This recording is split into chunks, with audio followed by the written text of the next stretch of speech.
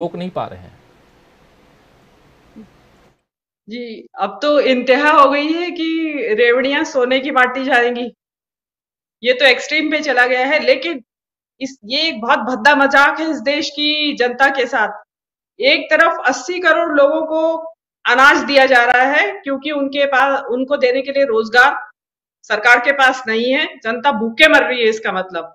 तो उसको सरकारी अनाज दिया जा रहा है और दूसरी तरफ सोने की अंगूठी बच्चों को गिफ्ट में दी जा रही है। तो अब ये बाहर की जो विश्व है उसके लिए तो एक कंफ्यूजिंग सिग्नल है कि कौन सा भारत सच्चा भारत है।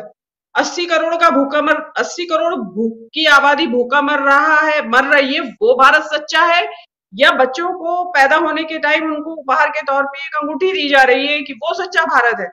मतलब बिल्कुल जिसको कहते हैं ना बेसिर पैर की बात, बगैर आगा आगा पीछा सोचे घोषणा कर दी कि रेवड़ियां बांटो तो इस बार सोने की बांटो।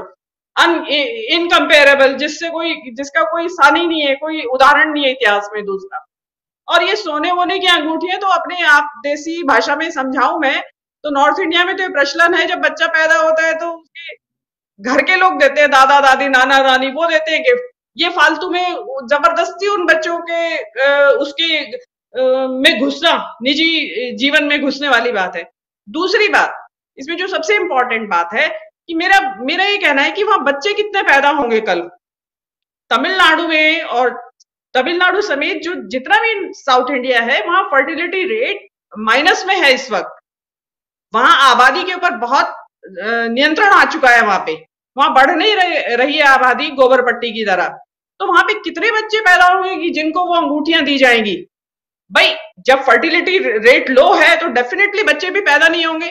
या फिर आप इस अंगूठी का लालच छोड़ के एक उस ट्रेंड को एनकरेज कर रहे हैं। ये शायद आप लोग सभी जानते होंगे कि आजकल एक तरह का ट्रेंड चल गया है कि सिजेरियन सेक्शन से बिफोर हेड, समय से पहले डिलीवरी करवा ली जाती है बच्चे की। तो क्या कल ऐसा होगा कि अचानक अस्पतालों में बाढ़ आ जाएगी और औरतें वहां सिजेरियन करवाने पहुंची हुई होंगी अपना, कि भैया हम लोग बच्चा जल्दी पैदा हो जाए तो हमको एक अंगूठी मिलेगी सोने की? तो किस ट्रेंड को आप यहाँ पे एक जन्म दे रहे हैं? ये कोई समझ से परे बात है। और दूसरों को कहना, उपदेश देना, रेवड़ियां और ये इस तरह तरह के जुमले उछालना जो इनकी आदत में शामिल है, वो कोई गले उतरने वाली बात नहीं है। दूसरी बात यह है कि तमिलनाडु से जो यात्रा गुजरी है, भारत जोड़ो यात्रा, उसमें डेफिनेटली कांग्रेस का एक अलग प्रभाव नजर आया है। पब्लिक काफी अभिभूत है और काफी प्रभावित है उस चीज से। और देखिए वहां तमिलनाडु में कांग्रेस की बहुत ज्यादा ऐसी प्रेजेंस नहीं है कि जिसको गिना जा सके। वहां मुख्य मुकाबला डीएमके और एआईडीएमके के बीच में रहा है हमेशा से। लेकिन जयललिता की मृत्यु के बाद से वहां पे उस एआईएडीएमके के बीच में दो फैक्शन है, जो ओपीएस और ईपीएस का। तो उनकी जबरदस्त लड़ाई चलती रहती है, तो वो they are losing their ground very fast. मतलब उनके जो एआईएडीएमके की जमीन खिसक रही है, तो डेफिनेटली वहां कांग्रेस को इसका बहुत अच्छा फायदा मिलेगा, माइलेज मिलेगा, इसमें कोई दो राय नहीं है। तो भाजपा को शायद ये लगता होगा कि शायद वो जो एआईएडीएमके की जो जमीन है, वो जो छोड़ रही है एआईएडीएमके जमीन, उस पे हम लोग कब्जा जमा सकते हैं। तो मेरा मानना तो ऐसा है कि जो देखिए साउथ इंडिया का जो समाज है वो हिंदू समाज बहुसंख्यक है डेफिनेटली। वो लोग धार्मिक हैं लेकिन कट्टर नहीं है। वहां नॉर्थ इंडिया से ज्यादा धार्मिकता है। जैसा कि मैं तो गई हूँ, पूरा साउथ इंडिया का टूर कर रखा है, काफी समय रही भी हूँ। तो वहां पे धार्मिकता बहुत है लेकिन कट्टरता नहीं है, जैसे कि हमारे नॉर्थ इंडिया में है। यहाँ धार्मिकता तो है नहीं लेकिन कट्टरता बहुत ज्यादा बढ़ी हुई है आजकल, और पूरे हाईएस्ट डिग्री पे गई हुई है। तो ये तो मतलब वो किसी भी तरीके से उनको लगता है कि हम वहां पे अपना ग्राउंड गेन करें। कितना करेंगे सोने की अंगूठी से गेन, तो मुझे तो लगता नहीं। ये डिपेंड इस बात पे करेगा कि कल कितने बच्चे पैदा होंगे। तो मेरे हिसाब से इंडिया के हिसाब का भी अगर आप बांटो तमिलनाडु में वहां के फर्टिलिटी को रेट को देख के, तो मुश्किल से 100 बच्चे पैदा हो जाएंगे ज्यादा से ज्यादा, अगर सिजेरियन सेक्शन करवा लिया लेडीज ने चक्कर में, इस अंगूठी के चक्कर में। तो 100 बच्चों से क्या हासिल करने की कोशिश कर रहे हैं आप? बहुत बेवकूफी भरा सजेशन जिसने भी दिया है, फ्लॉप जाएगा बिल्कुल। तीसरी बात यह है कि आपको शायद सूचना भी होगी कि घबराहट देखी जिग्नेश मेवाणी को गुजरात में 6 महीने जेल की सजा सुना दी है मेट्रोपॉलिटन मजिस्ट्रेट ने आज।